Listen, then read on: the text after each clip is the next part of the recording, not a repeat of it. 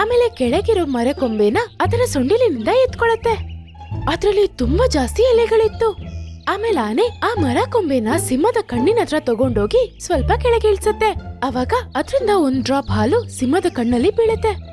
ಆಮೇಲೆ ಅದು ಸ್ವಲ್ಪನೂ ಟೈಮ್ ವೇಸ್ಟ್ ಮಾಡದೆ ಸಿಂಹದ ಇನ್ನೊಂದು ಕಣ್ಣಲ್ಲೂ ಒಂದ್ ಡ್ರಾಪ್ ಹಾಲನ್ನ ಬೀಳುತ್ತೆ. ಮಹಾರಾಜ, ಇವಾಗ ನಿಮ್ಗೆ ಹೇಗಿದೆ?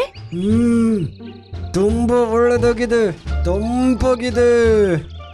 ಸಿಂಹ ಸ್ವಲ್ಪ ಹೊತ್ತಿಗೆ ಕಣ್ಣೇ ತೆಗಿಲಿಲ್ಲ. ಅದು ತಂಪಾಗಿದ್ದಿದ್ರಿಂದ ಸಿಂಹ ಅದನ್ನ ಎಂಜಾಯ್ ಮಾಡ್ತಿತ್ತು.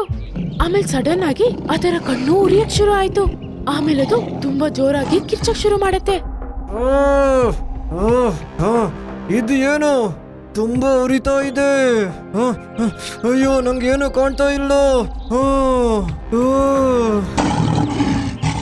ಅವಾಗ ಅಲ್ಲಿ ಬಚ್ಚಿಟ್ಕೊಂಡಿದ್ದ ಎಲ್ಲಾ ಪ್ರಾಣಿಗಳು ಆಚೆ ಬರತ್ತೆ. ಆ ಸಿಂಹ ಏನೋ ಕಣ್ಣನ್ನ ತೆಗೆದು ನೋಡುತ್ತೆ, ಆದ್ರೆ ಇವಾಗ ಅದಕ್ಕೆ ಕಣ್ಣೇ ಕಾಣಿಸಲ್ಲ. ಅದು ಅಲ್ಲಿ ಇಲ್ಲಿ ಅಂತ ಅಲೆದು ಆಮೇಲೆ ಹಂಗೆ ಕೆಳಗ್ ಬಿದ್ದೋಗುತ್ತೆ. ಆಮೇಲೆ ಎದ್ದು ನಿಂತ್ಕೊಂಡು ಕಿರ್ಚತ್ತೆ. ಇದನ್ನೆಲ್ಲ ನೋಡಿ ಬೇರೆ ಪ್ರಾಣಿಗಳಿಗೆ ತುಂಬಾ ಖುಷಿ ಆಗ್ತಿತ್ತು.